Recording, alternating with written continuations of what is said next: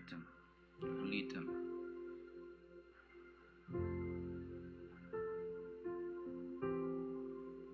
In Jesus' name I pray. Amen. As we continue in that spirit, Lord God, we give you praise and honor. As we are here celebrating the anniversary for 18 years, you have been faithful to us. So we give glory and honor as we come before you tonight. Lord God, you have changed heart. You have become our testimony. You have been faithful. You have delivered us and you have renewed our spirit. Your spirit has been working here. For you have been the rock. So we glorify you. For you deserve honor. For it is not built by man. For it is not standing by our power. But for 18 years, Lord God, by your mercy and grace, by your faithfulness, hallelujah. You have held us. You have protected us. You have renewed our spirit. So, Lord God, we give you glory and honor tonight. For it is all you. For you have been faithful and you continue to be faithful. The God that you started with us, you are the God that completes. And I thank you that you're still at work. I thank you that you're still changing heart. I thank you that you're still being the testimony of each ours. Lord God, we give you praise and honor. We glorify you. We honor you. Thank you, Jesus.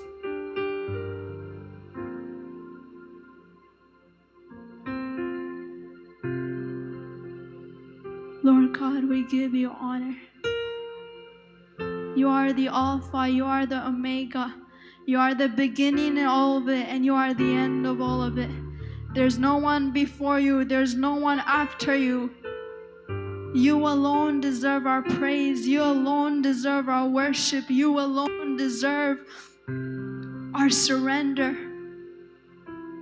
So can I invite each one of you guys just to say, thank you, Lord.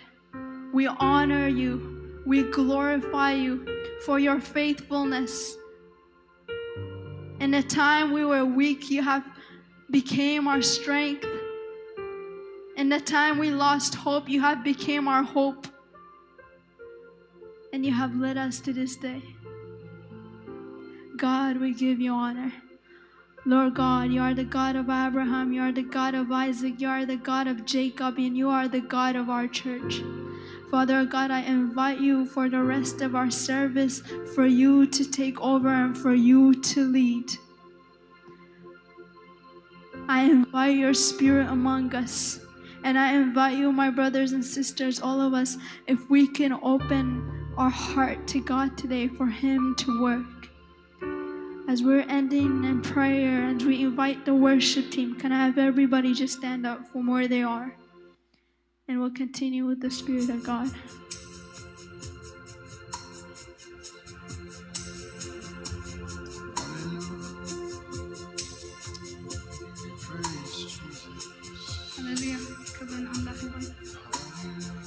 In Psalms 3:5 it says, I lay down, I slept, I woke again for the Lord sustained me.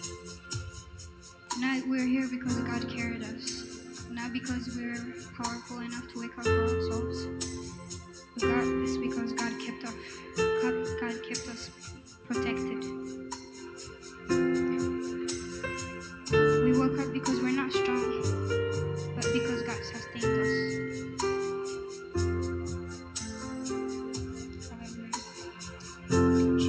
God watched over us, but we woke up in peace. He gave us breath again.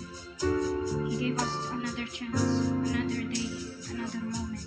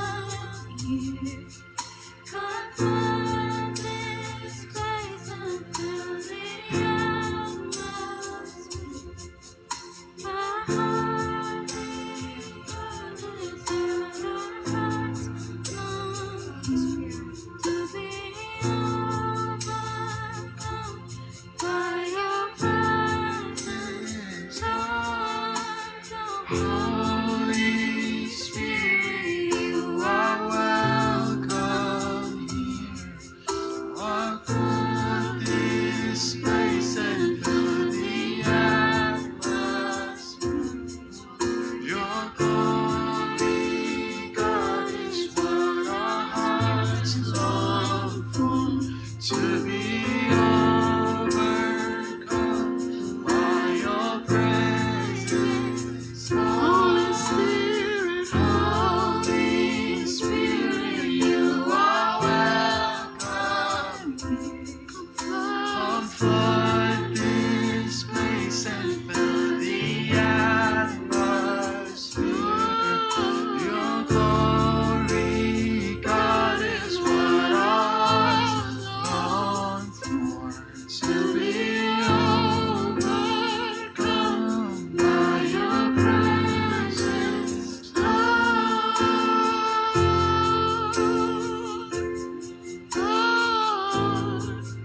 Your presence, Lord. Your presence, Lord. Ooh, your presence, Lord. Your presence, Lord. Your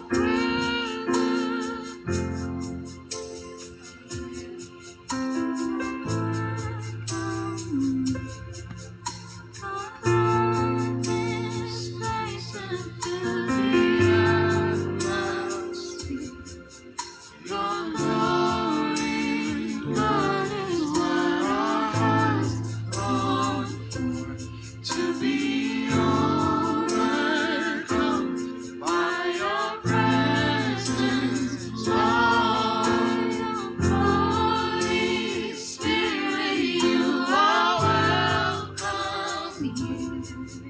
Come flood this place and fill the atmosphere. Your glory, God, is what our hearts long for. To be overcome by your presence, Lord.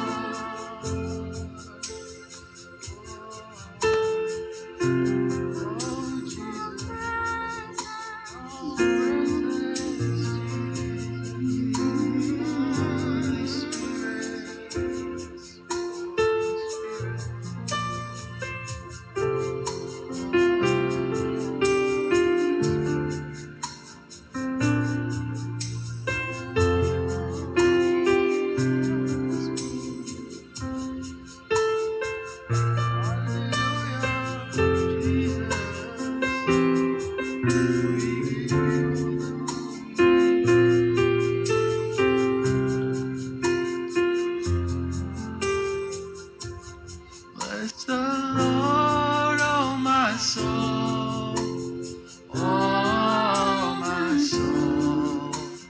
Worship His holy name. Sing like never before, oh my soul. I worship His holy name. Come on, everyone together. Bless the Lord, oh my soul, oh my soul. Worship His holy name. Sing like never before, oh my soul. Worship Your holy name. Bless the Lord, oh my soul. Worship His holy name. Sing like never before. Sing like never before. Oh my soul. Oh my soul. Worship. Worship. Come on, open up your mouth and bless the name of the Lord. Bless the Lord.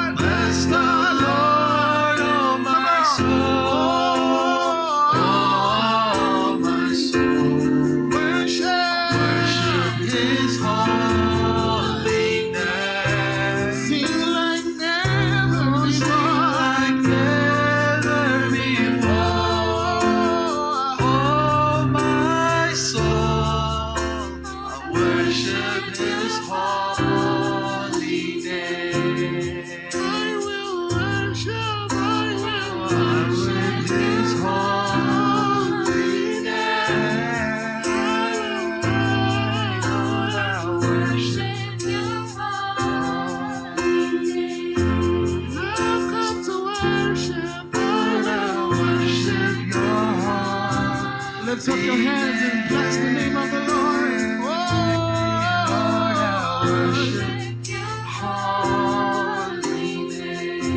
Church, bless the Lord, say, bless the Lord, oh my soul. Come on, sing unto Him. Oh my soul, worship His holy name. Don't think about your homework, don't think about your assignment. Sing like never. Open up your mind, open up your heart unto Him tonight. Oh my soul, worship Him. Worship His holy name. I will worship, Lord, I worship Your holy name. I will worship, Lord, I worship Your holy name. Oh, we worship You, Jesus.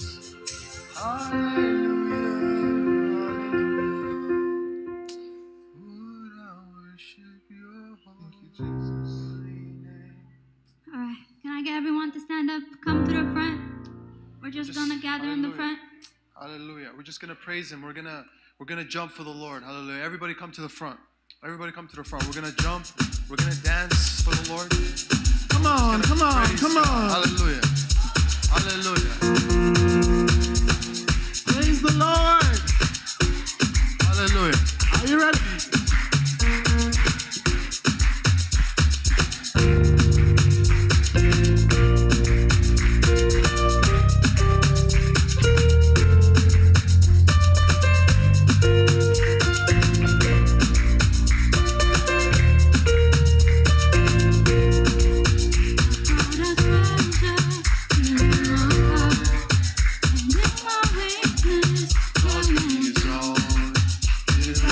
Right.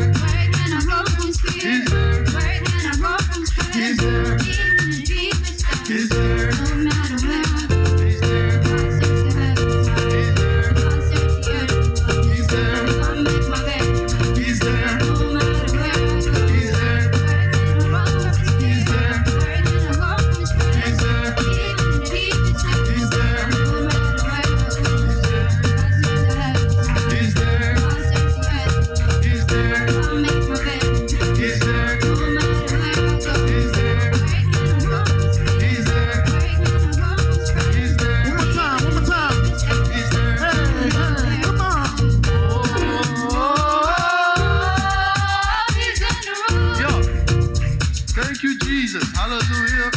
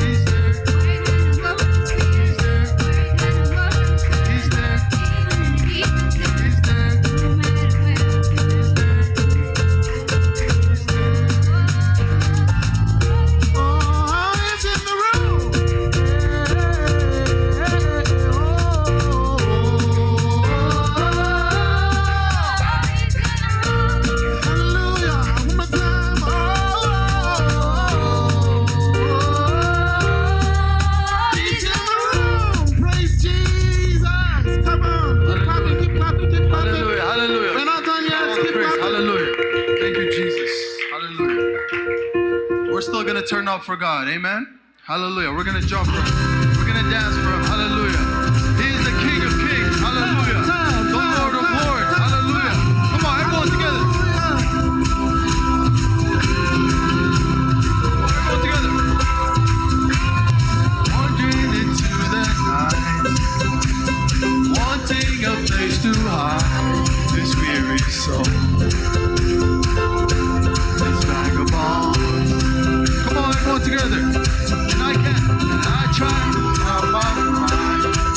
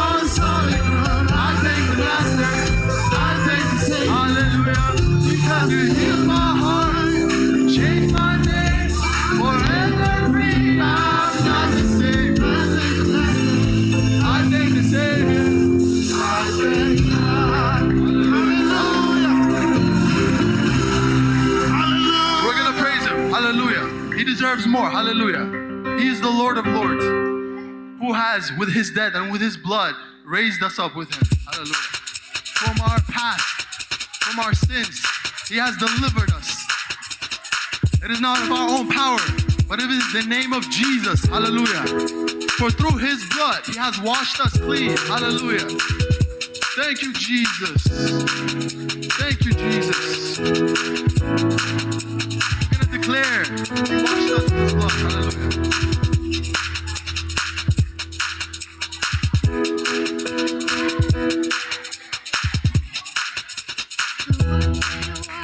Washed in the blood, oh, hallelujah. I've been washed in the water, washed in the blood. I've been good.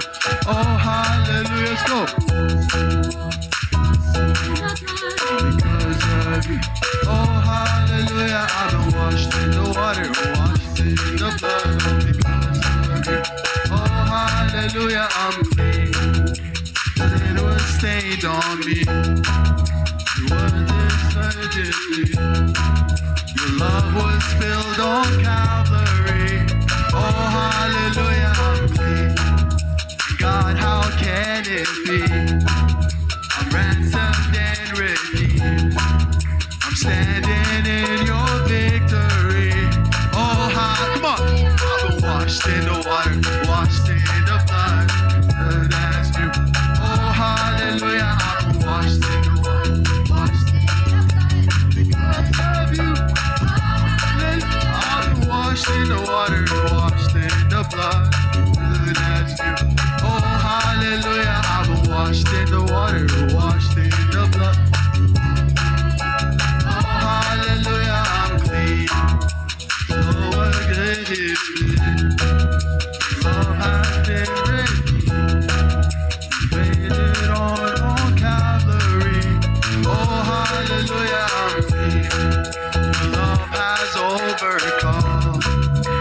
Ransomed and redeemed. Paid it all upon the tree.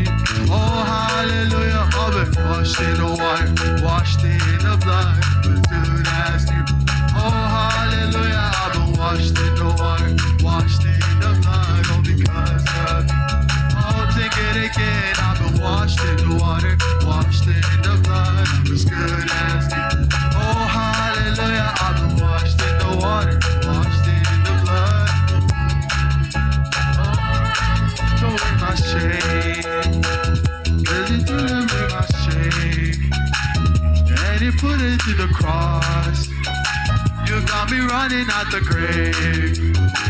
Hallelujah, here I come. 'Cause you took away my shame. 'Cause you took away my shame. And you fit it to the cross.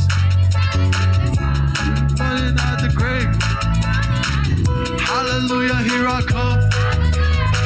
'Cause hallelujah, here I come. Hallelujah, here I come. Hallelujah, here I come. Hallelujah, here I come. Hallelujah, here I come. Hallelujah, here I come. Here I come. And everybody jump, jump, jump, jump, jump. Hey, hey, hey, hey, hey, hey. 'Cause you took away my shame. And you threw it to the cross. You'll be running out the grave. Hallelujah, here I come. Hallelujah, here I come. Hallelujah, here I come. Hallelujah, here I come. Hallelujah, here I come. Everybody jump, jump, jump. Hey, hey, hey, hey, hey, hey, hey, hey, hey, hey. I'm washed in the water, washed in the blood. I'm as good as you. Oh, hallelujah, I've been washed in the water, washed in the blood. Oh, because of you. Oh, sing it again. I've been washed in the water, washed in the blood. I'm as good as you. Oh, hallelujah, I've been washed in the water, washed in the blood. All because of you. Oh, hallelujah, hallelujah, hallelujah. Thank you, Jesus, for your cleansing blood. Hallelujah. Thank you, Jesus. For it is by you and by you alone, Jesus. We give God some praise in this house. Hallelujah. Glory to Jesus. Come on, come on, come on, come on, come on. Hallelujah. Come on, Father we God, can we do worship better. you. Hallelujah. Thank you, Thank you, Jesus. We give you praise. Hallelujah. Hallelujah. Thank you, Jesus. We give you praise. I love this song that says, open the eyes of my heart, Lord. Open the eyes of my heart. I want to see. I want to encounter you tonight like never before. I want to see. Lord, open the eyes of my heart, Lord. Jesus, open the eyes of my heart. I want to see. As we give thanks for 18 years, I want to see. There's more to be done, oh Lord. To see you high and lifted up, shining in the light of your glory. Pour out your power and love as we sing holy, holy. To see you high and lifted up, shining in the light of your glory. Pour out your power and love as we sing holy, holy, holy. Open the eyes of my heart. Open the eyes of my heart, Lord. Oh, open the eyes of my heart. I want to see you. I want to see you. I want to see you. Jesus, open the eyes. Open the eyes of my heart, Lord. Open the eyes of my heart. I want to see you. Oh, I want to see you. To see you, to see you high and lifted up. Oh, shining in the light of your glory. Pour out your power and love as we sing holy, holy, holy. To see you high and lifted up. Oh, shining in the light of your glory.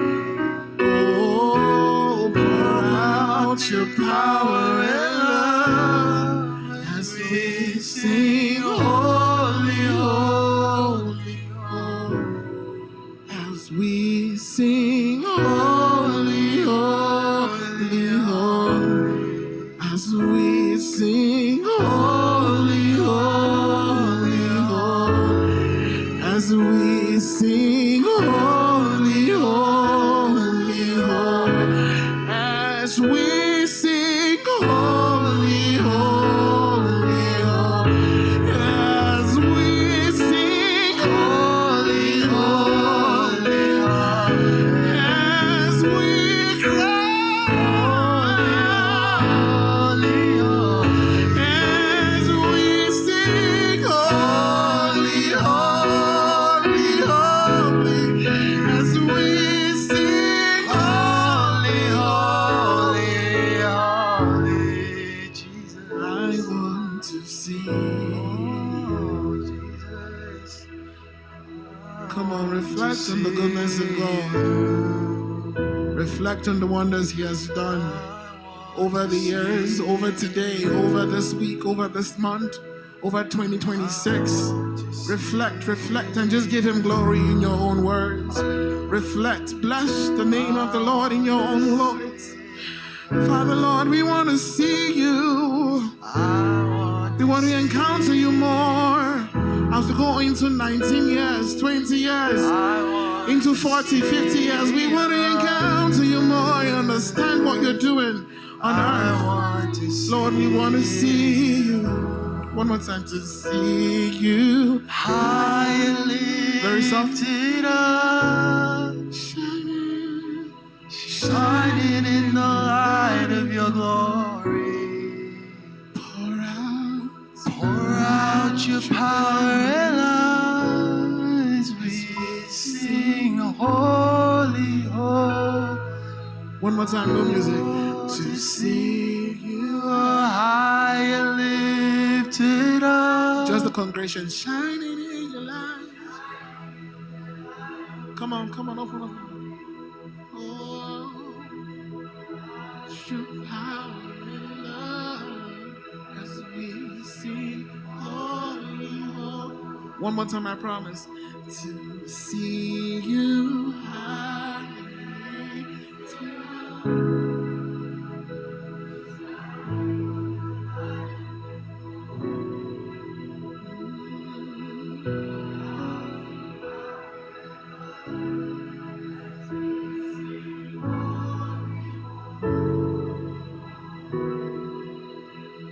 Amen.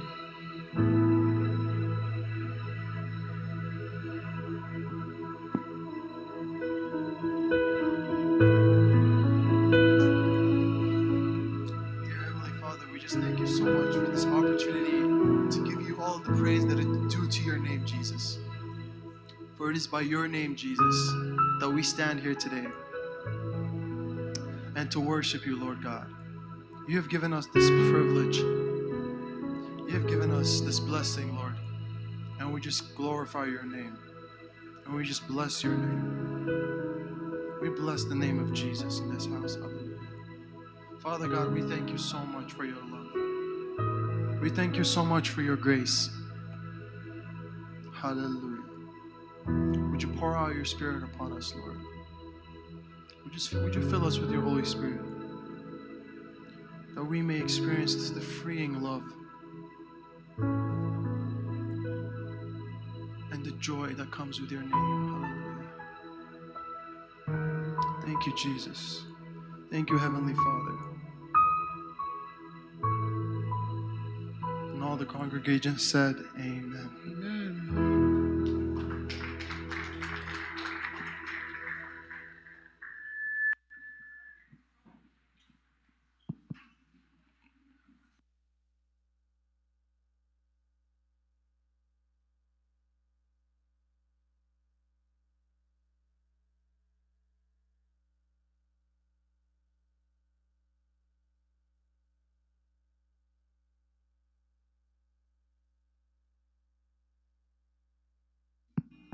How are you doing, Peniel Glorious Destiny Church?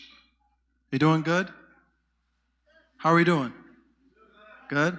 How are you doing on this nice, amazing, snowy day? I hope all of you got here safe.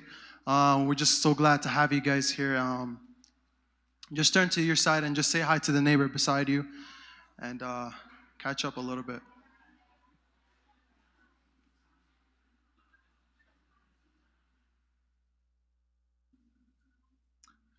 We're so glad to have you guys on our 18th anniversary here. And also just that through the grace of God, we're here today. So we give God all the glory.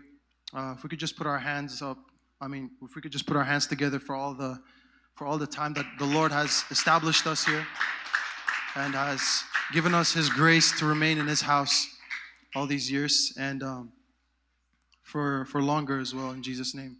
I'm just going to call up Salim over here to just going to go over, obviously, the regular announcements. We have Friday Youth here from 6:30 till 9 for 13 and above. And then we also have young adults on Saturday for Tigrinya young adults, as well as Sunday from 10 to 11:30 for English. And we also have our Sunday services that go from 9, first shift from 9 until 11, and then from 11:30 until 1:30 as well, the second shift. We would love to have you guys and be part of the family. So, yeah. God bless you, say. Good evening, everybody. Happy 18th anniversary. We are here by God's mercy and goodness. Amen? Can we give it up one more time? 18 years. Praise God. Hallelujah. Blessed be his name. Amen? We're just going to do a quick... In our church, we have a good culture that is honoring culture, recognizing culture. We honor and we recognize those who work and serve tirelessly among us. So this year we have a few people that I'm going to call out here, and we're going to honor them tonight. Amen? Here is a verse in the Bible that says, watch out that you do not lose what you have worked for, but that you may be rewarded fully. You know, we are encouraged in the New Testament that not only to watch out that we do not lose what we have worked for. Why? Because we will be rewarded fully at the end. At the end, the King of Kings, when he sits on his white-seated throne, he is going to call us and he's going to reward us accordingly to how we live our life here on this earth. While that is in the coming, while we are here among each other, we are also going to honor and recognize those who work and serve tirelessly among us. So I'm going to, without further ado, I'm going to start with the first person. There's no like first, second, third, but the first person that I'm going to call out is someone who is with godly character, who serves tirelessly. She's always come here early the past 2.5 years or more. She comes up here way early to set up the place for us, and she also helps in every department. She takes initiative on her own. She's very responsible and very dependable person. Not only that, she also comes on Sundays. In Sundays, she's always here at the back serving Sunday school kids. And of course, I can go on and on about her. The person that I'm talking about is Rim Asmeromensarai. I'm gonna get her to come up here. Yeah. That's wonderful. And Pastor Moses is going to come up here and he's going to hand it the reward for her. Can we give it up?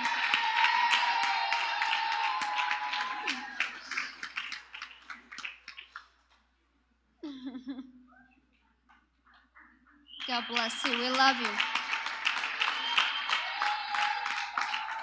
That's wonderful. I love the energy. The next person is, man, this guy, I can talk on and on about him. The last 2 years, he has shown a very exponential growth in his character and maturity as a disciple of Jesus. And also he lives out his faith with full conviction. Of course, the pastor has been coming early, an hour and a half early. He sets up the chairs here. And not only that, he has this very loving and caring heart that he looks after others. If there is someone who misses church every week, he follows up with them. And not only that, on Sundays, first and second shift, he is always here.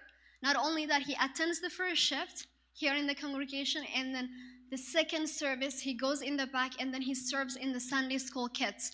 And of course, I'm talking about Daniel Kabade. Where is he at? Yeah, let's give it up for him. I'm going to get Pastor Baraka to come over here. Yeah, we're going to honor him.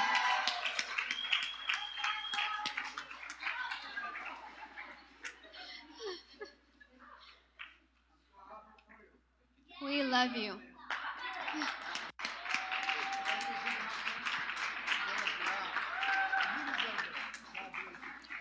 Yeah, amazing. And the next person is, he's kind of like a twin of him, a replica of him. He has been like one of our pillars in this ministry, in the youth ministry. He has a character like a Daniel character from the Bible. He is like, he serves God wholeheartedly. He lives out his faith undeterred. And he always comes here. He's the first, among the first ones to come here early on Fridays, and then among the last ones to leave church at the end. Like he finished cleaning up, stacking the chairs, all that. And not only that, also sometimes on our Friday nights, like if some of the youth comes like without their Bibles, he goes out and then he hands them Bibles so that they can open up their Bible and learn. He is kind of like not only a brotherly figure, kind of a father figure also, like to many here as well. Of course, I'm talking spiritually. And then also, not only that, on Sundays, he is here, 9 a.m., first service and second service. He and Daniel, they're kind of together, twins. And on the second service, he serves and he teaches Sunday school as well.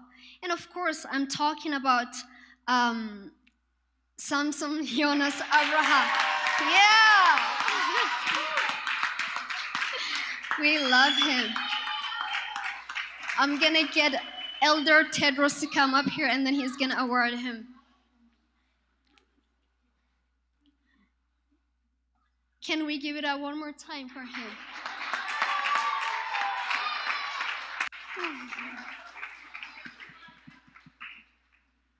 We love you.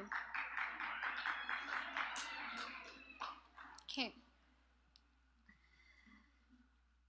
This last person, but not least, is we're gonna recognize and honor one person who showed exceptional character, outstanding character, not only on their faith, but also the way they relate with our youth, with our young adults, and also like with our Sunday school as well. Of course, like she comes early all the time, every week. She helps set up the chairs. Not only that, she looks after the youth. She also serves in the worship team.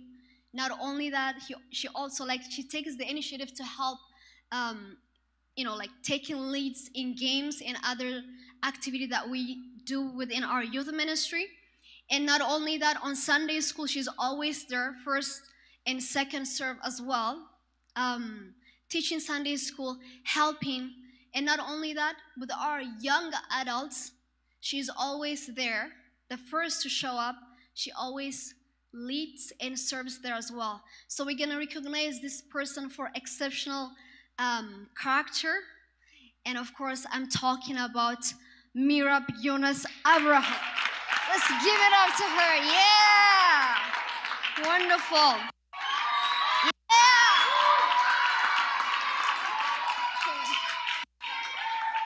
I'm gonna get Elder Baba Solomon to come up here and he's gonna give her the word.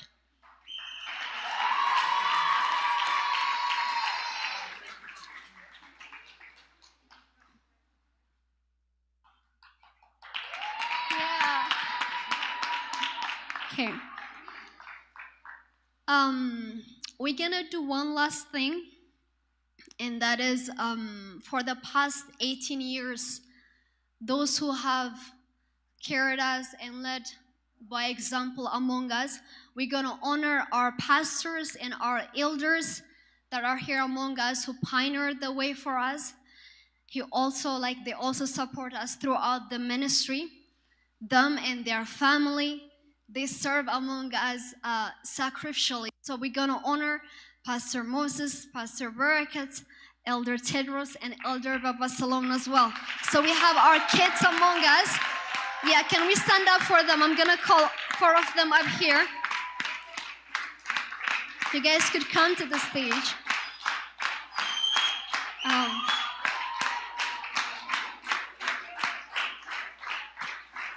They don't know this. It's a surprise. So We want to say thank you for all that you have done. Last week, we had the youth sign out like some gifts, some shirts for them, and we have other gifts in there. And who better to give it to them other than their own sons and daughters? So come on up, Caleb, Eroy, Chris, Lois, Abigail, and of course for Pastor Moses, Issa is going to give it to them. Can we show them how much we love them and honor them one more time? Yeah.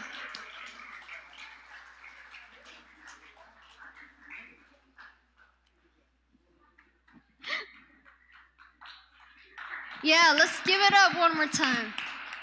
We are honored to have you among us. God bless you. Thank you for all these years. Wonderful. God bless you all. Can we also give it up one more time for our amazing youth among us? Yeah, that's wonderful. All right. Are you guys ready for the Word of God? Who's ready? Who got their Bibles, their notes with them, who are ready to receive the Word? You guys ready? All right.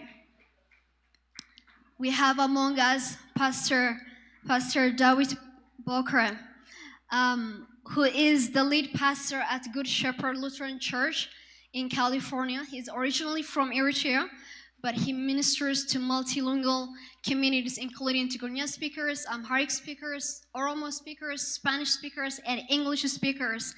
And he focuses more on youth, bridging the gap between immigrants and the American culture. Can we welcome Pastor David among us, please? Yeah. We're so honored to have you.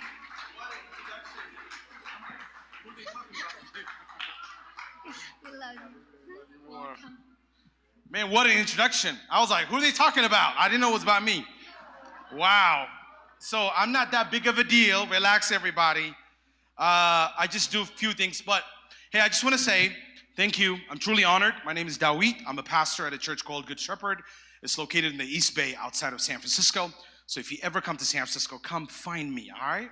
So we could do boon. I do love kush kush. We could eat together, but you could worship together with us too, yeah? Cool. Oh, is our musician here by any chance? I thought he was. No, he said he was be here, but if he's not here, it's cool. It's cool. Whenever he comes back, we'll roll in. But hey, I want to just help me. Can you open your Bibles to Matthew chapter 6, verses 9 to 11? That's when our Lord taught us how to pray. And then we will begin from it as he taught us how to pray. Everybody good? Yeah? Matthew 6. We're going to jump from verses 9 to 10 is fine. To 11. Verses to 11. Yeah. 9 to 11. Everybody good? Everybody good? All right, somebody you can say to the one, anybody that is right next to you, you can say, the Lord is our daily bread. Just turn to your left and right, tell them, the Lord is our daily bread. All right. Somebody willing to read that verse out loud real quick? And you can see it up on the screen too. Yeah? What's up, cuz? How you doing? It's been a while. Man, you gotten big. Huh, I see you. All right, hit me. We go reading it. Matthew 6. Yeah? Okay. This is then how you should pray. Our Father in heaven, hallowed be your name. Your kingdom come, your will be done on earth as it is in heaven. Give us today our daily bread and forgive us our debts as we also forgive our debtors. And lead us not into temptation, but deliver us from the evil one. All right. So that is the Lord's Prayer, and we're going to focus on one lane that says, give us our daily bread. But would you join me in prayer? We're going to sing this song real quick, and then we're going to confess in the presence of the Lord. Just close your eyes and meditate on it, but the song going to come up on the screen as well. It's a simple song that says, Lord, I come. So we come because the Lord is the one that provides our daily bread. The Lord is the one that actually brings us daily bread. He's the one that feeds us. He's the one that provides those things for us. So I just want to encourage you to start this prayer real quick. Close your eyes and say, Lord, give me my daily bread. And we'll explain what exactly that is throughout this sermon. But I just wanted to encourage you that we can join in this prayer together and say, Lord, give us our daily bread. Give us the word. Give us things that gives us life.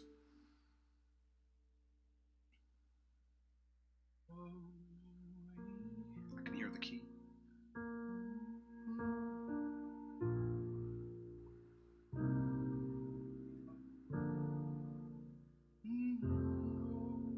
Lord, I come and I confess, bowing here, I find my rest, and without you, I fall apart. You're the one that guides my heart. One more time, Lord, I come. Lord, I confess, bowing here, I find my rest,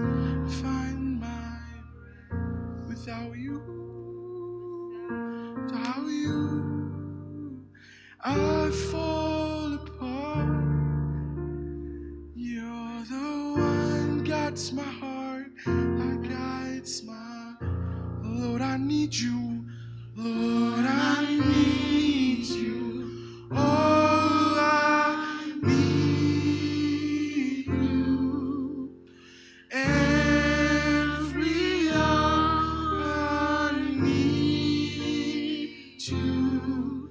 My one defense, my righteousness. Oh, God.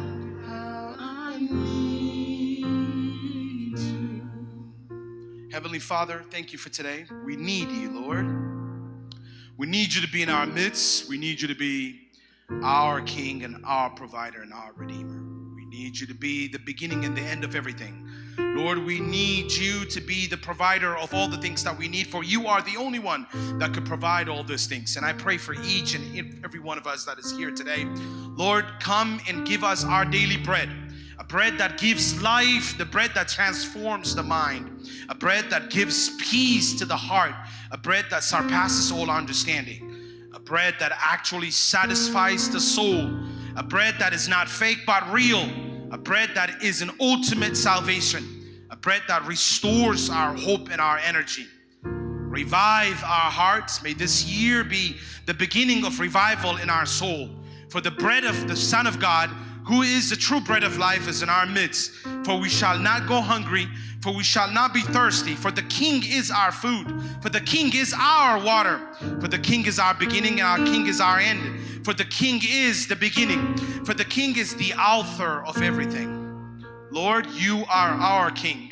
So we pray today, by the power of your word, we join with all the saints of all around the world, with all languages and cultures, with all ages, and we are shouting in a loud noise, and we are saying, give us our daily bread. For you are the only one that could provide this, for you are the only one that could give this. In your name we pray. Amen. All right. So we'll learn about daily bread. Here's the crazy thing about daily bread. When our Lord taught us to pray, just imagine this. You do not raise spinach in our stomach or raise cattle in our stomach. Everything that gives us life comes from the outside, right? Everything. Oxygen comes from the outside. Food comes from the outside. Water comes from the outside. So does salvation comes from the outside. Nothing inside of us can actually feed us. Nothing inside of us can actually provide anything for us. Isn't that crazy? We got 206 bones inside of us, and then we have a full organ inside of us. Those things can only work if something from the outside comes inside of it. If you don't eat, your stomach won't do anything. If you don't have oxygen, your lungs won't pump air. If you don't have water, you will thirst and die. For there's nothing that gives life, lives in us. Isn't that wild? Turn to your left and right and tell them, nothing inside of us gives us life. Nothing inside of us. Nothing inside of us. Nothing inside of you gives you life. So, but here's the thing. We often pray. Everybody prays, right? All of you pray? When we pray, though, we pray for world peace. We pray for somebody's grandma. But Jesus actually encouraged us to pray for one and very important thing. And it says, give us our daily bread. In the first century, when Jesus was alive, among the Romans and among the Israelites, life's essential meaning was bread. Bread was the definition of everyone's existence. And things only God can provide. But if God provides it for all, then why ask? Especially y'all live in Canada, I live in the States. You go to your fridge, you open the door. You don't like open that fridge door and be like, Lord, let there be a bread here. You don't do that, right? There is always a bread. There's always injera, there's always ambasha. Whatever you try to eat, there is always food. Actually, it's in contrary here. We live in the West and we're like, I'm trying not to eat as much as I want to do. Because, I'm not trying to gain weight, whatever, right? Food is always there. So the question is, why then ask for our daily bread? Why do we need to pray that? Why did Jesus command it that? Why do we often pray about it? Think about parents. Parents provide for their kids no matter what because they teach them that they are actually faithful to provide for their kids. But your parents don't be like, do you love me? And be like, yeah, and then, well, I'll give you food. That's not how they give food. They don't try to be like, are you my child? I guess you are. Let me provide food. They just provide food. They don't try to have you earn your food. They give you food. So why then ask? Why then ask for our daily bread? God gives us anyway. He will feed us anyway. He will raise the sun. He will do it anyway. Just think about your parents. Your parents teach you to say thank you or please, right? Something nice, right? All right. Excuse me for this word. When I was writing this sermon, I could not find any other vocabulary that makes sense to this. The reason why your parents teach you to say thank you is so that you don't turn out to be jerks. Literally.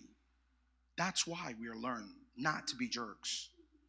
The reason why your Lord is commanding you and calling you to pray for your daily bread is so that you do not become a spiritual jerk. And that is the danger to the soul. And as you grow older, and as this church grows, moving from a Tigrinya ministry to an English ministry, moving from Eritreans to Ethiopians and to other ethnicities, maybe reaching the rest of Calgary and then reaching many others. Maybe I want to come back 18 years from now, which will be 36 years of this church.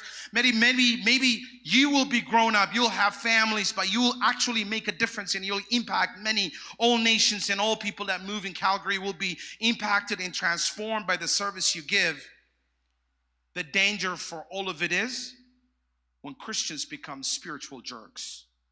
They think they are entitled to have everything. When Christians think salvation is an entitlement rather than a grace.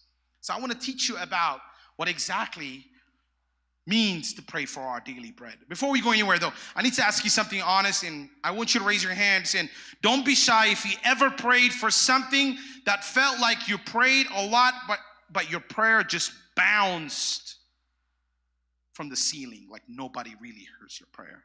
Have you ever prayed a prayer that you felt like God just didn't hear it? Or maybe God heard it and it just did not respond accordingly? Yeah, you felt it? You felt it before?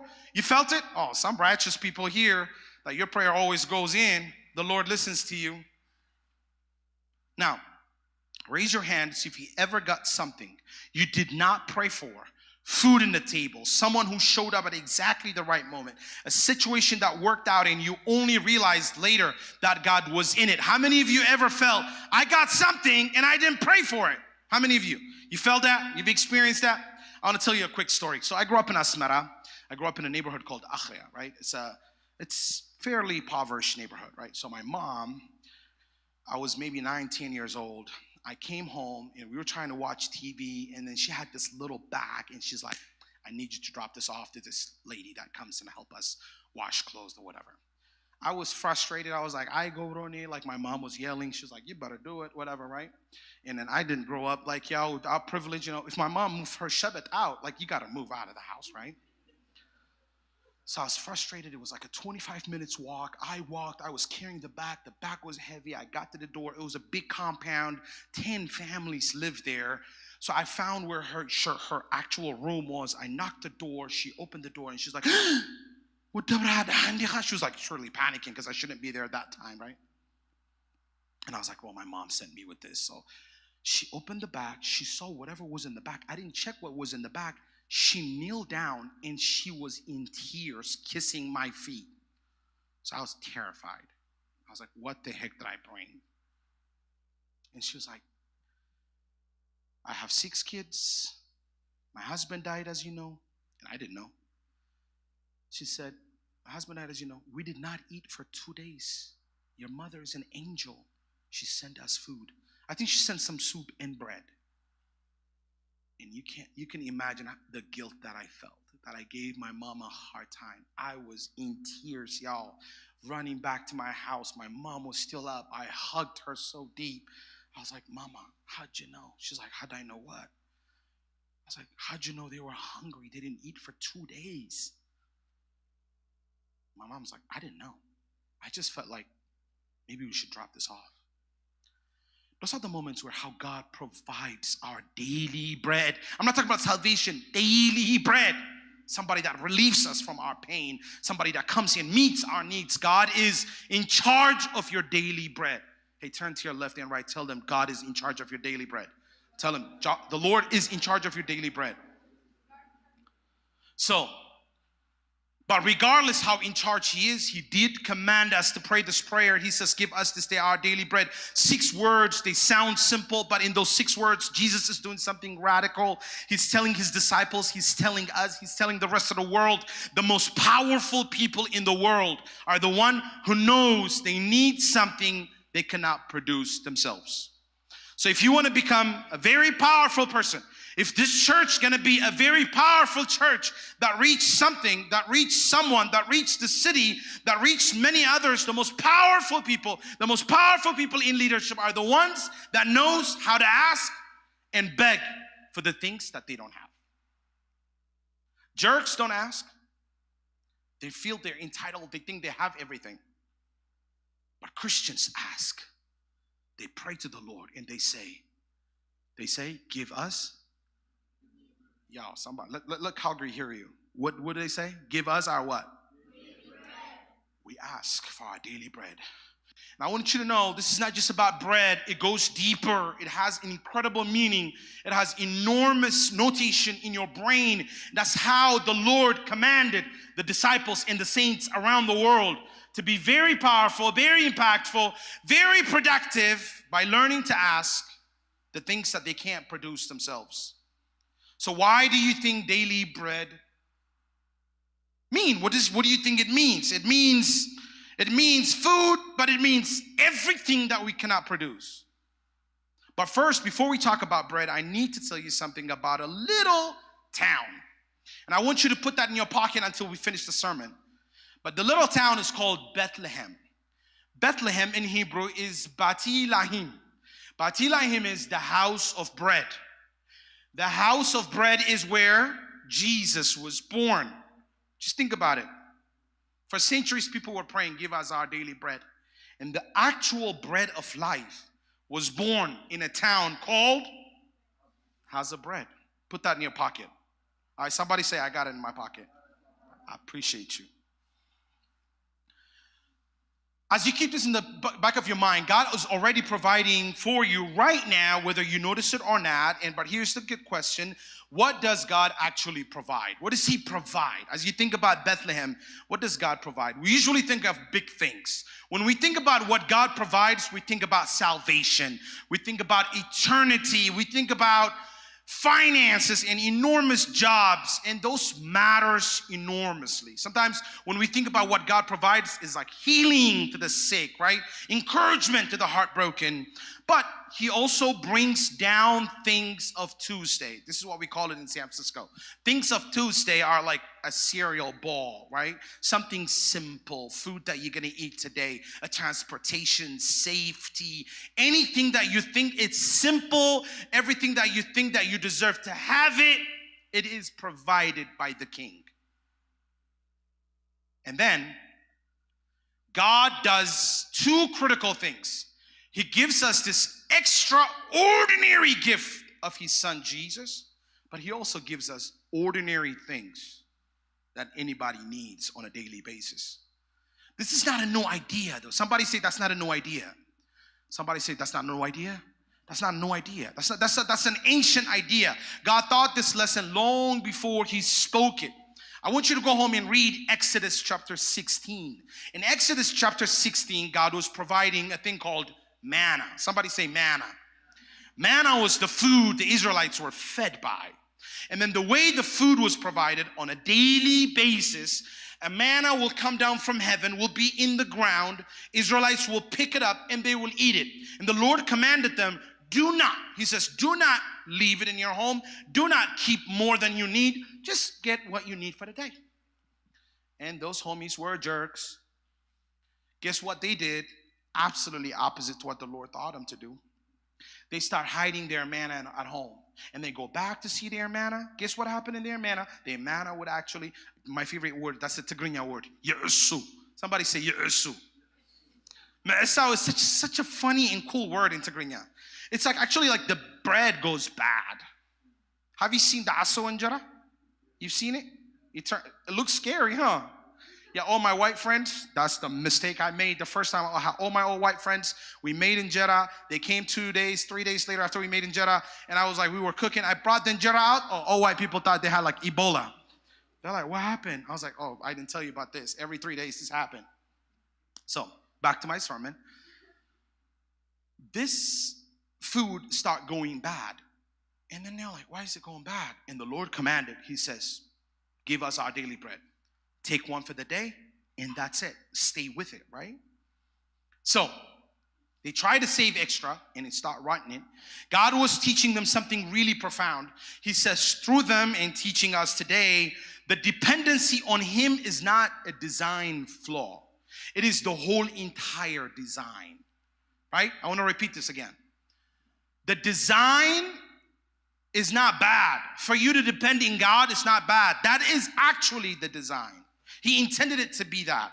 He wanted them to wake up every morning and need him again. Not because he was withholding, but because daily return to him was daily life with him. Can you repeat this? Say this one more time. One more time with me. The daily return to him was daily life with him. So he didn't want to just abandon them to actually provide for themselves. They kept returning back to him. That means they live with him. So the design of God's kingdom is this. You have everything you need, but it is not with you, but it is with your Lord. You return to him, not so that you can get everything from him, but so that you can live with him. God's ultimate design for the whole entire human race is that we may live with him. Somebody say, we shall live with him. We shall live with him. That is the ultimate God's design. That's God's plan. But he said this, something really critical. The third point that I'm going to make is, but you keep going, you receive. You don't go, God still gives. But as you grow in your Christian life, you learn to depend in him. You learn because at this moment of your age, you probably don't learn as much as you think you are. You're not really learning about dependency yet. You are going to grow a little bit to it, little by little. You'll understand once you start having your own bills, you're going to start living in your own apartment. You're going to have to buy your own clothes. You're going to probably drive your own car. You're going to pay your own insurance. Life going to be a little bit tightened up. And then you're going to learn not only to work and make money and go to school, you're going to learn to pray. You're going to learn to ask for the Lord to provide for things. You're going to learn for the Lord to deal with your anxiety. You're going to learn to actually ask the Lord for the things that are good, that are important for you. You're going to learn to depend. The older you get, the more dependent you will become. That's how the Spirit will actually woo you. Because the design of the Spirit of God is for you not to be jerk, but for you to be faithful. Because the design is for you to go to him that you may live with him. But there is an enemy. Somebody say, there is an enemy. So John, the Gospel of John, chapter 10, verse 10, it reads, the thief comes only to steal and kill and destroy. And here's what's striking. Jesus does not say the thief might come. He says the thief will come. Somebody say, will come. He will come. He says, in a present tense, in an active sense, he says the enemy does not steal randomly. He steals specifically. He targets the exact gifts that God has given you. The enemy is very smart. He knows what he's stealing. He's not a dumb thief that just shows up and picks up a poop and leaves the house. No, he steals the things that God provides for you. He messes with your health. He messes with your brain. He messes with your psychological being. He messes with your trauma. He messes with your job. He messes with all the things around you. The thief comes only to steal. But what happened is, when the thief comes to steal, jerks will only flip and will only get mad and get angry, get depressed, because suddenly they have no one to depend in.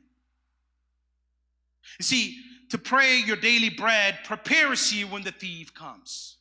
When the thief arrives, you're going to have words that will utter out of your mouth, that will call upon the King, the Lord of Lords. The thief will flee away from you, for the King's words will push the thief away. Even if the thief steals things from you, you will be at peace, for the thief cannot steal the God who provides for you. You see, all the things that we have in our lives can be stolen, and it will be stolen. Often it will be taken away from us. But the God who provides can never be taken away from us. There's a funny joke that in the whole Tigrinya community, so the joke makes sense more in Tigrinya than in English, but I'll say it in English. There was a mama that came to visit from Adi, and she moved to the US, whatever. She saw her son going to the ATM, start pulling money every time they need to do something. She was fascinated. She was like, what the heck? He'd be going to the wall, press something, money comes out. He's like, the greatest nation in the world, you know? 6 months, she was like, my kid's living life, praise God. They live in the West, whatever, right? On her way back to Eritrea, the last day, he was like, anything you need, like whatever you need, we'll buy it, we'll send you. She was like, I just need that, whatever you put in the wall. I just need that. Like, I don't need anything else for you. I want to go home and be able to pull things out. Remember, one thing I want to tell you is, your provider is more than what you have been provided with. Your King is greater than your gifts. Somebody say, my King. Somebody say, my King is greater than my gifts. We're not seeking the King for his gifts. We're seeking the King because he is the King. And the enemy cannot steal the King. For the King is greater than the enemy himself. So, there's two kinds of gifts, and I want to summarize my sermon towards of it. The two kinds of gifts are, there's temporal gifts and there's eternal gifts. The temporal gifts are the temporary gifts. And those gifts are like food, rest, family, home, health, work, community, safety. These are real. And somebody say they matter. Somebody say they matter. If anybody tells you, don't worry about your life in this world, just focus on Jesus only, that's a lie. Right? Where are we worshiping? Somebody's paying for this electricity, right? Somebody's paying for this heater. Oh, the other day, I was in Texas. I was in Dallas. There was a funeral that I was supposed to preach. Somebody passed away, and it was a second-generation family. So it was like an English and Tigrinya service. And then it was an enormous facility. I mean, this facility holds like 1,000 seating. Everybody went there. The temperature was 4 degrees. 4 degrees. Okay, by the way, I'm doing Fahrenheit. Do you do Fahrenheit here? Oh, geez, I don't know what that is in centigrade right now. Somebody converted very cold, very, very cold. It was snowing. It was freezing cold. I have my coat, my jacket, my sweater, everything in it. The heater in that church did not work. Y'all could imagine. Everybody was excited, just kind of like worshiping for a minute, but little by little, people were just kind of like, ooh, just gonna get out, right? By the time we got up, it's like half of the congregation was in their cars. They just couldn't sustain it. Everybody had, like, the older you get, your body cannot handle that cold of a temperature to be at a place, right? So heater was needed. Food, needed. Community, needed. Peace, needed. Jobs are needed. But all these things are temporal. They're not forever. They are a gift from God, though. Somebody say they are gifts. They're gifts from above, so they're necessary, they're important. But the bad thing about those things is when we learn to just receive them but not ask for them, we become jerks of the Christian gift. And there is another gift. And that gift is called eternal gift. You got to separate that. Somebody said we have to separate it. So here's the deal. Just because you got a good job, just because you have a higher education, just because everything is working with you, that does not mean that is eternal gift. Eternal gift is gift to the poor, to the weak, to the black, and to the white, to the far, and to the near. Eternal gift is for all, right? But we have to separate it. And just because you do not have good things around your life, if things fall apart around your life, it also does not mean God has abandoned you either. Your poverty has nothing to do with abandonment of God, and your richness has nothing to do with the enrichment of God. There are two different things. We pray for both. Somebody say we pray for both. Because the bread could be both. The bread is for this world, and the bread is for the eternal world. Right? So, but the eternal gift is a different kind of gift. It's salvation through Jesus.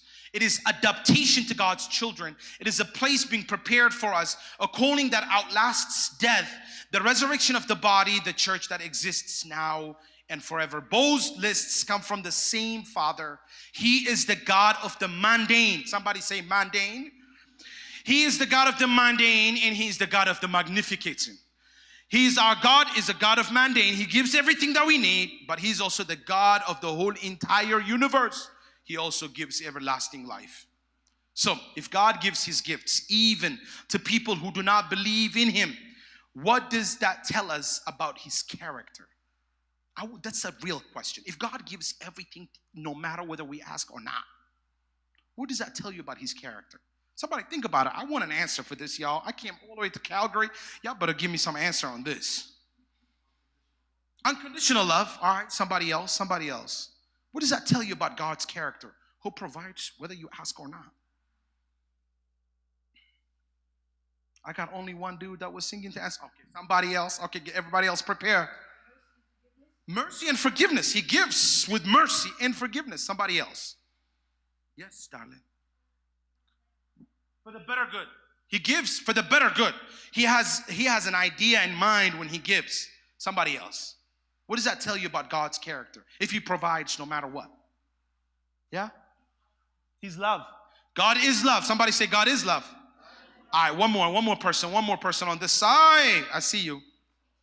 He's patient. You said patient? Yes, He's patient. Even though we are jerks, our Lord is patient. Because one of the names of our Lord is not only Jehovah, our Lord has been called with this long name. They called our Lord with this one particular name. Our God is slow to anger and abounding in love. Yes, darling. Huh? What'd you say? Father. That was cool. Father. He's such a fatherly, right? He gives no matter what. So, I want to ask you the final question that we start with. Then why the heck do we pray? Number one. Somebody say number one. We pray to acknowledge dependency. The prayer that we pray is not about what we get. It's about who we become in the process. I'll repeat it. When we pray, it's not about what we will receive. It's about who we are becoming in the process. The Lord's goal is to change your soul, to change your mind, and to change your heart. Because He would give you the gifts anyway. But prayer is about who you're becoming than what you're receiving. So, if you're just receiving and not praying, you're not becoming something. You're just becoming stagnant. If you're just a recipient of God's gifts, but not an asker of God's gift, you're not changing, but temporary things are coming to you and they won't do any good to us. God's design is that who we become than what we receive.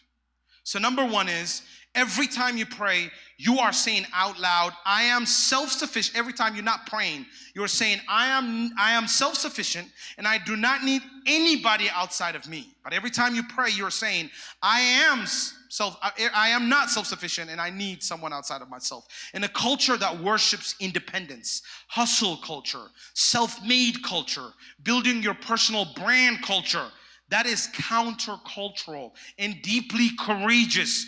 The person who I can say I need help is actually stronger than the person who cannot say I need help, who cannot pray. Number 2, somebody say number 2. Prayer expresses gratitude. Gratitude does something to you. It's not just to the person you are thinking, but it kind of reorients your perspective. It pulls you out of what you lack and puts you back in the front of what you have. God does not design gratitude because he needs our praise. He designed it because we need to practice it to say, I am going to stay sane, I'm going to stay humble, I'm going to stay human. He did not design, God is not this arrogant king sitting in his robes like, hey, you with your little curly hair, nice one, come right here, say something to me. That's not why God is asking you to send gratitude, right? It's actually keeping you sane, keeping you humble, keeping you alive. By the way, you look good. I like the hair. I used to have a hair like that. Everything is gone now, but we'll talk, me and you later. Right? Number 3, somebody say number 3. Prayer aligns your heart with God's will, right? So think about this.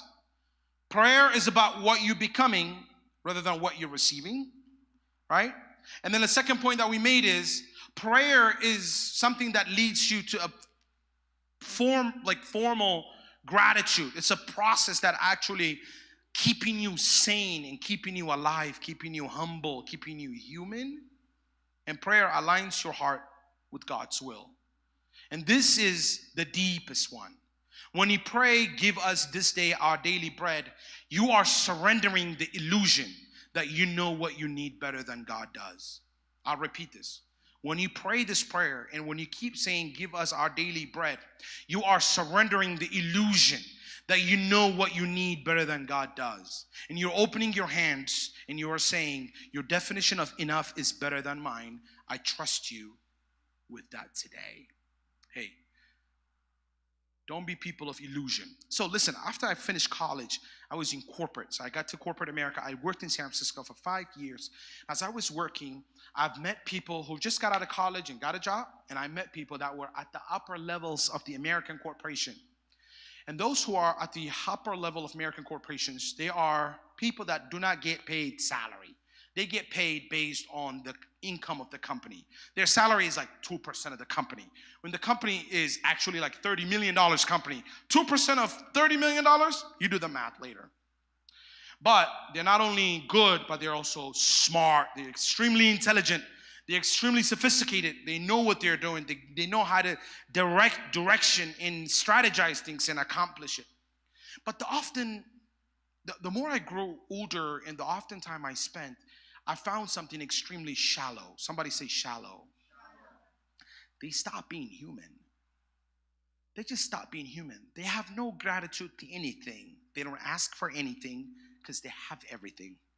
The jerkness turned into enormous level of inhumane practices. Most of them, marriages destroyed, relationship with their children destroyed, their peace destroyed. Many of them operate in a high-level medicine. They just cannot contain their peace at any level because somehow they became sane because they always feel like everything they need is inside of them. And when they need peace, there's no peace. The only different ones I see is not because I'm preaching, because I'm a preacher. The only ones I saw was the Christian ones. The Christian ones, no matter how high they go in the ladders of American corporations, they always stay sane because somehow they learn to pray their daily bread and somehow they learn to have gratitude. Somehow they ended up staying human. So the goal of the church is not just you become a follower on Sunday, but you become a person that God has designed you to be. And if the design of God is not in you, you will go insane, because God's design is the perfect design.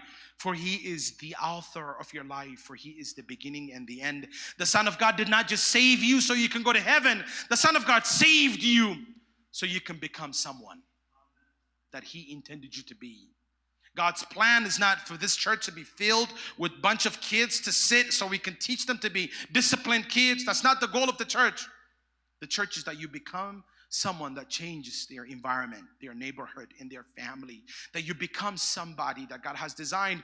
Jesus' plan for you is individual. He knows you one by one. He knows the amount of hair in your head. He knows the movement of your eyes. He knows your anxiety. He knows your pain. He knows where you hurt the most. He knows what you think. He knows when you cry. He knows when you turn off the light and you put your head in the pillows, but all your trauma comes back to your head and leads you to depression. He knows every move your brain makes. God's design is not for corporate, but it's for the individual. When he died in the cross, he thought of you. When he died in the cross, he knew you. When his blood was shed, he thought of you. And that's the most magnificent thing about the Son of God, who is for us, but not against us.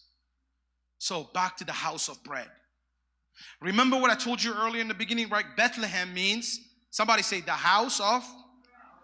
In John 3:35, the scripture says, Jesus stands up in front of the crowd and had just watched him feed 5,000 people.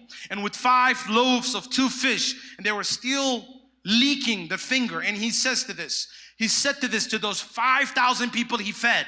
He fed them with bread and fish. I mean, they were like, wow, that was incredible.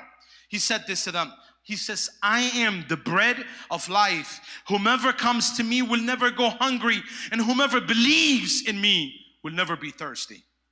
And he's not talking about calories, y'all. He's not talking about hunger underneath all hunger. He's talking about the emptiness that survives full stomach, the loneliness that survives the full house, the fear that survives full bank accounts, the ache that you cannot quite name, but you feel at 2 a.m., at 3 a.m., at 6 a.m., at 7 a.m., sometimes when you're in school at 9 a.m. When everything is quiet, Jesus says, I am the answer to that all. And then, look at where he was born. Jesus was not born in Bethlehem by accident.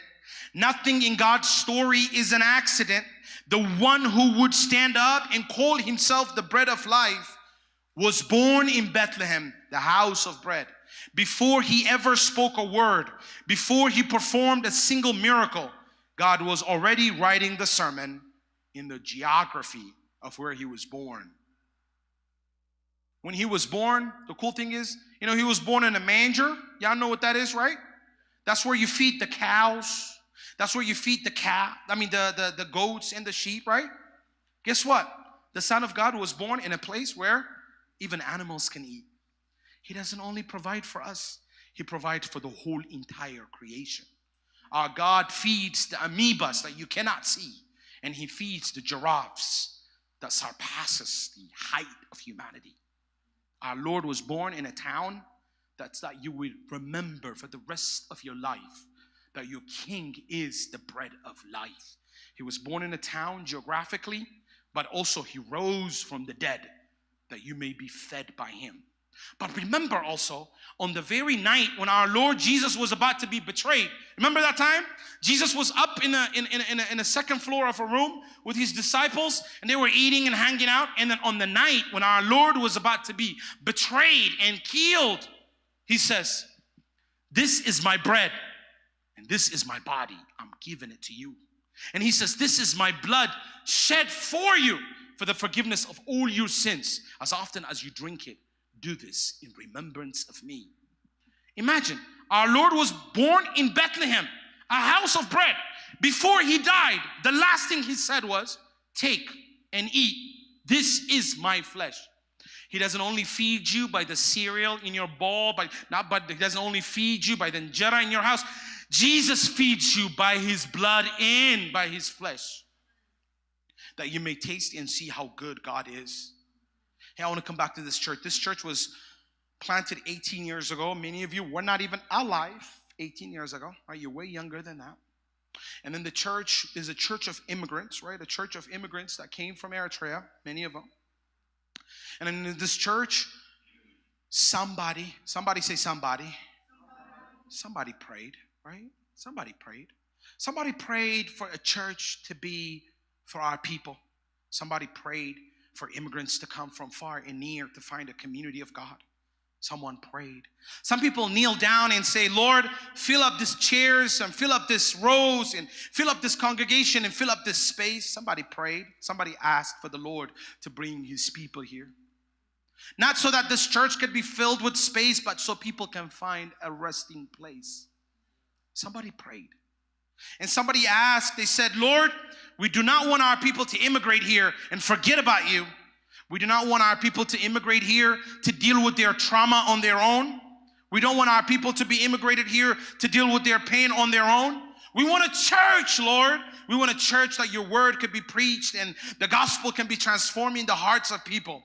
We want a church where our children can come and safely learn the word, where our children can grow and become the hope of this nation, not only our own. Somebody prayed. And God, he would give Calgary a church, whether they prayed or not. But those who prayed, they learned something. They became something, not only from what they received, but they became dependent in God. So, I want to challenge each one of you as I'm finishing this sermon today. I want to challenge each one of you, beside praying for bread, beside praying for jobs, you should pray for everything you need. But I want you to pray to say, Lord, give us our daily bread, and we're asking you to build a church that reaches Calgary for us. Because the church has already been built, but it's reaching Eritreans. But you can reach all the nations that are here. I did my research about 3-mile radius of this church. They said 64 languages are spoken. So I put the map, and then there's a sociological research that they place on a 3-mile radius. So just push the radius a little bit more, 10, 15, whatever radius. More than 100 languages are spoken in Calgary. People from all over the world are here. When our Lord was commanding the disciples, on the very night when he was about to be elevated to the presence of the Father, he says, go baptize all people into the name of the Father and of the Son and the Holy Spirit, and teach them. To who? To all people. And guess what? The church used to go in the past to different countries. But now, different countries are coming to the church. 18 years from now, I pray each one of you will be the most instrumental beings of this congregation, where Calgary will be transformed and many will hear the gospel. Through you, that the Lord will move nations and countries. That through you, the impact will be impacted. You're not just going to be preachers here from the pulpit or somebody that does music, but you become workers, anything, any level. You'll become nurses, you'll become corporation managers, you will become employees that manage transportations and all levels of it.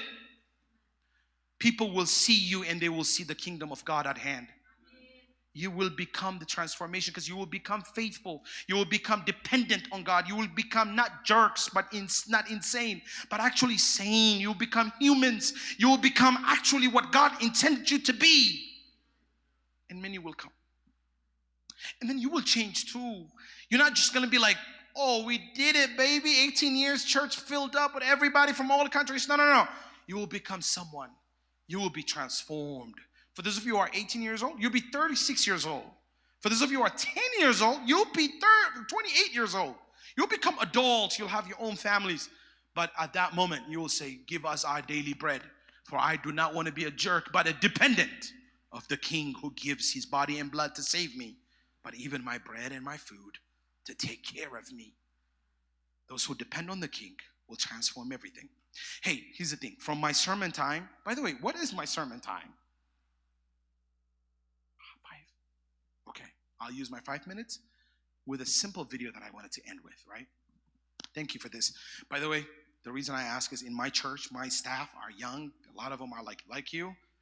every time I go with preaching, there's always someone in the back. He kind of goes like this. I was like, what'd you say, bro? You know? I was like, oh, I got to wrap it up. So I'm going to wrap it up. I wanted to show you a video, if it comes up. It's a video that we just published in our church. And I want you to see the diversity in it. And I wanted to inspire you with this video. I wanted to inspire you that this English ministry will transform and become Peniel Church of all nations. That it becomes a place where many people from all walks of life can come and find hope. Because somehow, people like the pastors here and the elders here prayed in our church one day that we may become a church for all nations. And we did. God provided. Not because of our prayer, but because God intended his people to be. So, that's my hope, that's my prayer. But if you ever come to San Francisco, I want to take care of you too. Coffee on me, and I want to love you. I want to engage you, and hopefully we'll be able to meet up today. Hey, once we finish, I would love to get to know you a little bit before you leave. One by one, I want to hug you. I want you to know I'm truly honored to be in your midst today. God bless you. I'm out.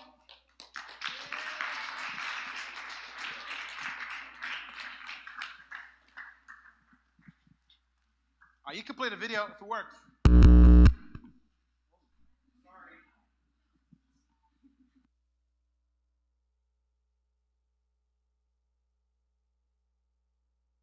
We're gonna try, yeah. That's حق ولا يا خالد. Serious ما خالد لك. You don't have to be serious. Oh, can I start? And I can just start talking whenever. Yeah, so it's just running. All right, cool. Oh, my wife and I have been attending Good Shepherd for about a year now. Okay, that's a lie. We have not. Let me do the actual math here. Let's see, we came here in 1988. In 1993. 2008. I think it's closer to just over 6 months because we moved here. Okay. All right. For about five years now? 17 years, almost 15 years. 7 years now? Almost 3 years. 6 months or so I'm a little Good Shepherd baby, but I'm loving it. It's a place where immediately you can start to feel like you belong. A lot of hugs, a lot of love, a lot of forgiveness, and a place where I can be myself. A great blend of authenticity and community, but also we know what we believe in. We believe in God and we live that out, and it's a wonderful, intentional place to find community. The thing that stood out to me the most was the diversity. Almost 21 different ethnicities. There's like 16 different languages present during Pentecost Sunday. Which represents Hayward as well. Hayward is such a melting point because if you attended any of our schools, that's what it looks like. Just a lot of people from different walks of life, different parts of the world, who all come kind of with the singular purpose of obviously getting to know their Savior. Worship is done differently. And I like that because we're constantly trying to find what fits our community better, our culture. The pastors and the people that are leading us are going to give you the real deal. They are going to get the true gospel. And I just love that about Good Shepherd. I think it's been so special to get to be a part of this congregation and just learn about Jesus together. And I remember the first Sunday I was here, Pastor Dawid had to give a caveat of stay in these four walls. And I thought, what's about to happen? And I just was so overwhelmed by all the love from these strangers who've now become close friends and family, but just so many people came up and hugged me and kissed me and handshook me, and we're just so warm and welcoming. What I've liked about it is to see the youth and the real excitement that's going on now. My children grew up here, so when I think of how my children were raised in the Word of God and in the fellowship of the Christian community. We used to have Sunday school that was separate from church. Then we did Sunday school after church. Now the kids are in service. It's great to see when we sing hymns, when we do the reading, they're a part of it. But I've noticed that when things get rough, everyone hurts together. Everyone's there to support each other, sit in pain with each other, help build each other back up, and that's a beautiful thing. There's nothing like coming to a place and knowing that you'll be cared for and that you can care for the people here too. If you're gone a week, people will check in on you. They'll text you. They'll say that they missed you. If you want to be part of a church where you feel like a family, I would say this is your spot. Almost every service, we have food afterwards, people stay, hang out, we really get to know one another, and it's just really the time where you can come and feel loved and love on other people. Man, doesn't everybody just want to be seen and loved, you know? Despite of their color, their class, their education, they're welcomed as a son and daughter of Christ. So if you want to come visit us and to be seen, feel free to come in. You'll enjoy that, just as you are.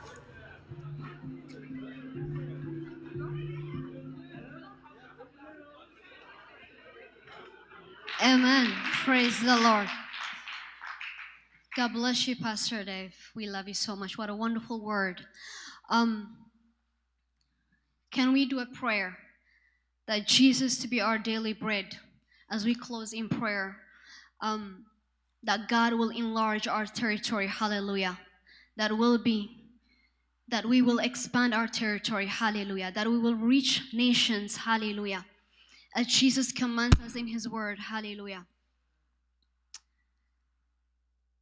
To call disciples from all nations. Hallelujah. To teach them the word of God, to obey his word, and to baptize them in the name of the Father, the Son, and the Holy Spirit. Lord, may you enlarge your territory among us, Father God. May you expand us, Father God. You are our daily bread. Hallelujah. Help us to focus on you, not only as a giver, Father God, but the source of all things. Hallelujah. King of all kings, Lord of lords. Hallelujah. Help us to focus our eyes on you, Lord. And for the next 18 years, Lord, hallelujah, you have carried us through all these years, Father God, from spiritual infancy to adulthood, Father God. So I pray, Lord, the next years, Father God, enlarge our territories, Father God. Expand us, Father God, hallelujah. May your hand be upon us, Father God. May your hand be upon this generation, Father God, hallelujah. In your name we pray, and everybody say, Amen. We're gonna end, hallelujah, with one praise song, hallelujah. Zamari Bini is among us. You guys ready to do Shibshaba? We'll do that, praise God, hallelujah. I'm gonna get everyone to come to the front. While he is getting ready, I have a couple announcements to make. Hallelujah. Let's fill this place, hallelujah. We're gonna honor him, praise him. Hallelujah. As we are finding our places, I just want to say a couple things that is happening the next couple days. Tomorrow, Saturday, we have our evening service. Are you guys with me? We have our evening service that starts at 5 p.m. and then we have our young adult service that starts at 8. That's tomorrow. And then on Sunday morning, we'll have one service all together. It's gonna be in a different location. All of you guys, all of us, I want to see all of us there. You can rock in your Habesha dress if you want to. Sunday morning, 10 a.m. at different location. Everybody got that? Yeah? And then Sunday evening, we'll have some time together with Pastor Dave. So if you guys have any questions, we'll have a Q&A time. You can bring all your questions as well. And then we're gonna learn from each other. Amen? You guys ready? Please help me to welcome Bini over here.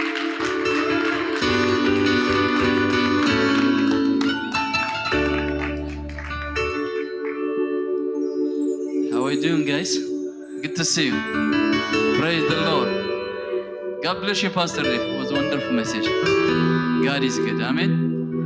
Hallelujah. Are you ready to worship the Lord? Aloni, khniat aloni. Aloni, uret aloni. Aloni, khniat aloni. Aloni, uret aloni. Zamira mire, ay zamrine. لماذا يكون زمسكن أنا زميرو ميلي أي زمرني لماذا يكون زمسكن أنا كم زي تقبر اللوس غايبني تغير اللي يمو الزمر كم زي تقبر اللوس غايبني تغير اللي يمو الزمر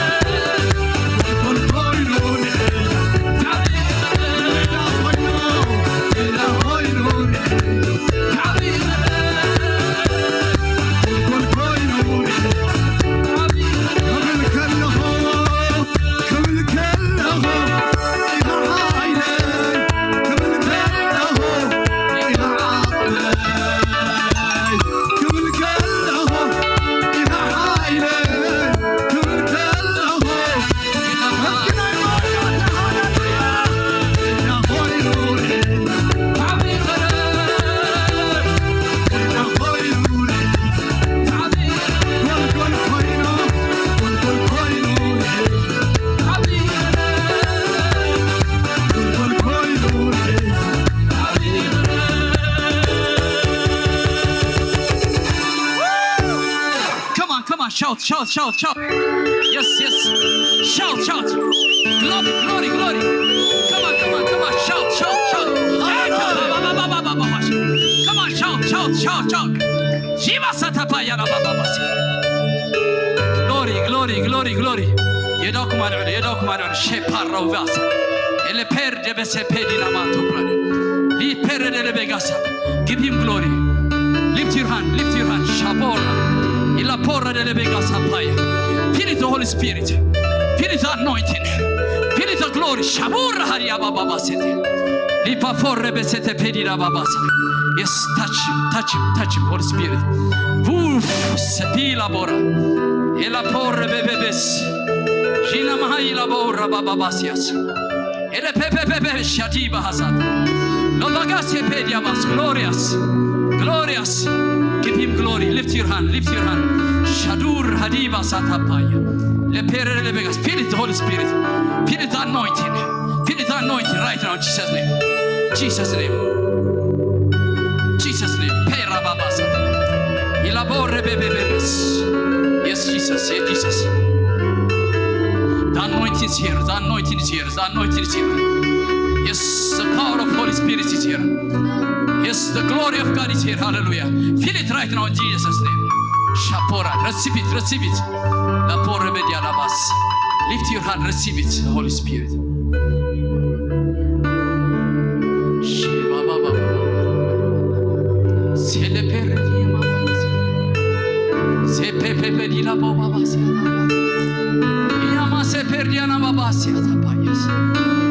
Yes, Lord.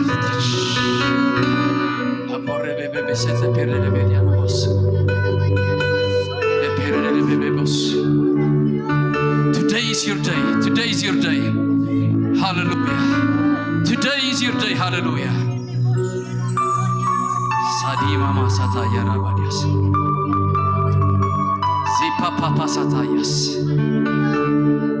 መንፈስ ኮርደካዩ ሐዲስ ሰብድማት ኮን ተቀበሉ ሽባባ ሳታፓያስ ዛፒላ ባሳፍት ዘለኽ ይኽመጽ ኢናማ ሴፔር ዲያና ባባባስ ግሎሪ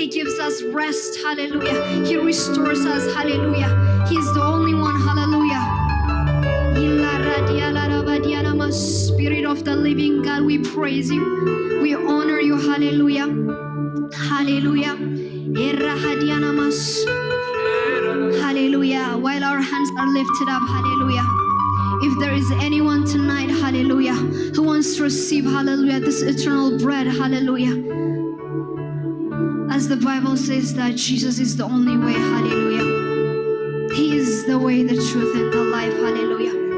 If you are someone, hallelujah, that you want to receive Christ as your Lord and Savior, hallelujah. If there is anyone, hallelujah, you can come forward. We will pray for you. Hallelujah. Your life matters to Him, hallelujah.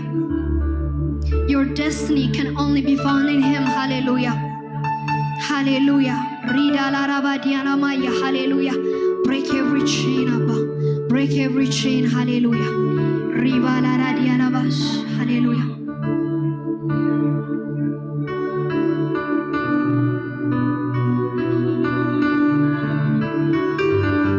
His presence is right here among us. Just feel Him, hallelujah. Lift up every heaviness in the name of Jesus. Every darkness, every confusion in the name of Jesus. Go, hallelujah. In the name of Jesus, go, hallelujah. Hallelujah. Can we lift up our hands one more time? We're going to close in prayer. Hallelujah. We're going to receive this bread of life. Hallelujah. Hallelujah. He is the answer to your question. Hallelujah. He is the healer. Hallelujah. As we are lifting our hands, hallelujah. I'm going to get Essay to come up here. He's going to close in prayer for us. Hallelujah. Hallelujah.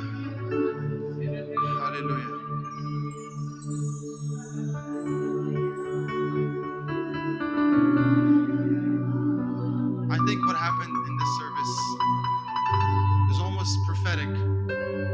And what I mean by that was a couple of hours before this service started, I was having a conversation with a dear friend whom I've gotten to know more over the past year. He may be here or may not be. I'm not going to reveal that, and I'm not going to reveal who it was, but we were having an unfiltered conversation. A couple of hours before this service started, there was no one except for Danny, who left afterwards, but it was just me and him. We were just talking. We were talking about the anniversary. And as you look at that number right there, 18, this was his words. He said, the moment I turn 18, I'm getting out of here. I'm leaving. That's what he said to me. And I just remembered a couple of my peers who were with me at this church, 6 years ago, who I've grew up with. A lot of them are not here in this house, I guess. I have not gotten to meet them. A dear friend of mine who I grew up with no longer is connected, but I realized at that moment that it's a fight for our souls, People from the highest level of corporate world to the lowest, it is a fight for our soul. And as we talked about the bread, he told me, I know a lot of your peers, where they are right now. A lot of your peers, they have 2 cars, we're very well off. That's who I'm trying to be. I want to get out of here. That's what he told me. And the reason we were able to have that conversation is because very unfiltered. We were really close friends. I love him as a brother. And I realized, in this world, we have the temporal food he talked about, Pastor David. But the eternal food, it's what feeds our soul. It's the love of our community. As I dance and as I jump here with my fellow peers, with my mentees, mentors, that's what feeds our soul and keeps it from going to a place where the enemy will come and steal it from us. Our very soul. It's the fight for our soul. Hallelujah. And so we had that conversation.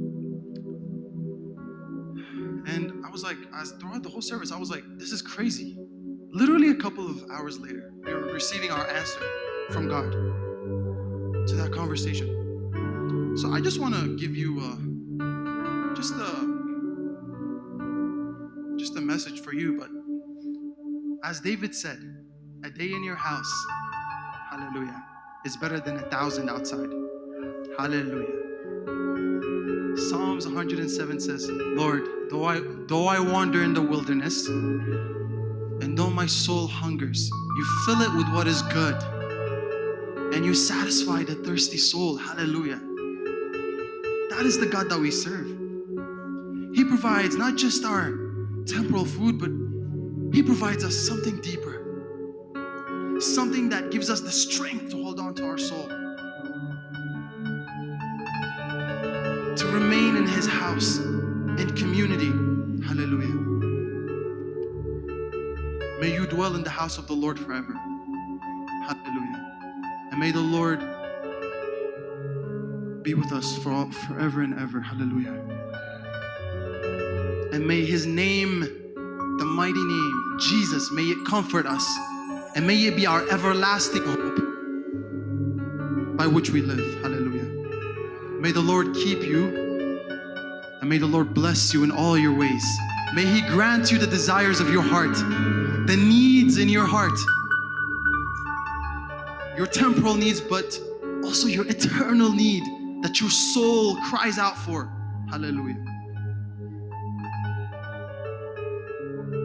Hallelujah. And may the Lord Jesus keep you. In Jesus' name, be blessed.